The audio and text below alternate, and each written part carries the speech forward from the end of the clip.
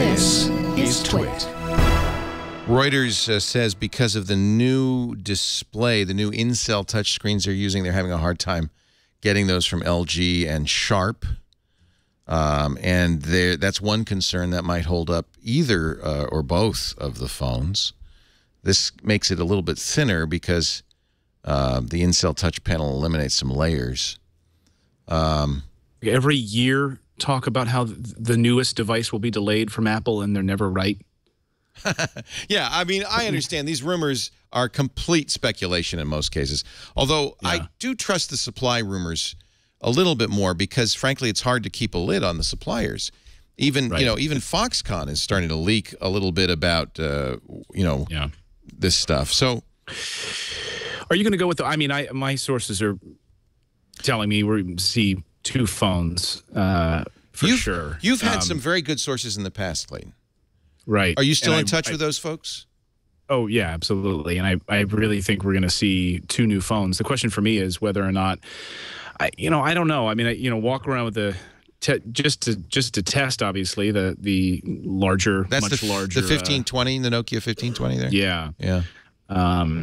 And, to me, it's just too big. I mean, but I'm not a senior citizen yet, so maybe I would enjoy a much larger iPhone. And I like a big phone. You like the Note. You like the Note, right? I have that 1520. I loved it until I bricked it. I'm hearing that obviously the screen resolution on the larger phone is going to be, much better. Well, actually, that's a good question. What is the resolution going to be on the 4.7 and the 5.5? Do we know? What I'm hearing from a couple of sources is 3 times Retina on the larger screen. That's the pixels per inch. Right. You're saying 3 times? That would be like 600?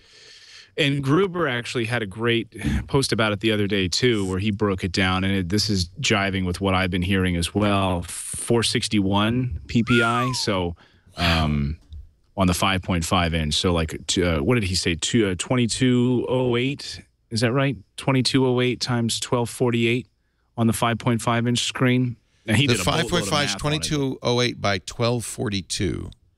Yeah. And that would be 461 pixels per inch, ironically more than the smaller iPhones. You'd think those would have a higher density. The 4.7 would be 1334 by 750.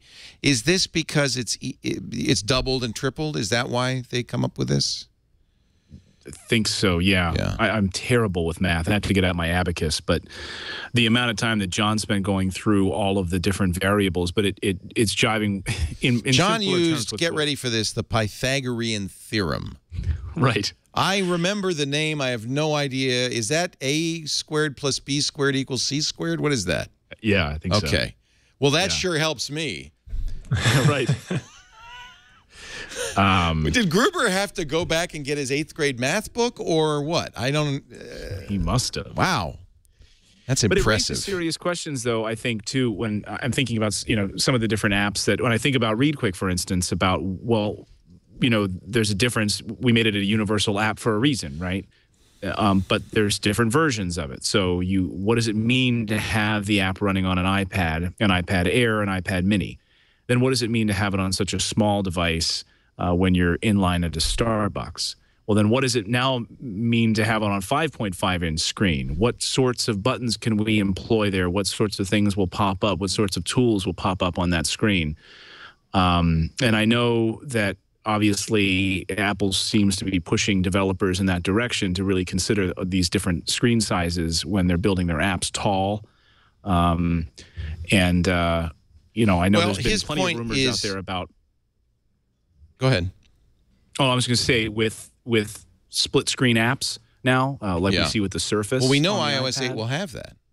Right. Right. So a lot of developer questions I'm having. Yeah, I bet. These past couple of weeks. His point is that if you make the 4.7-inch 1334 by 750, that's double the pixel density. Double's easy to do, for a developer. You want to do multiples. You don't want to do 1.68 times because then that's tough. The 5.5-inch, he's thinking, will be 3 times the density. And I'll read you his reasoning. First, I'm assuming that both the 4.7 and 5.5-inch rumors are true.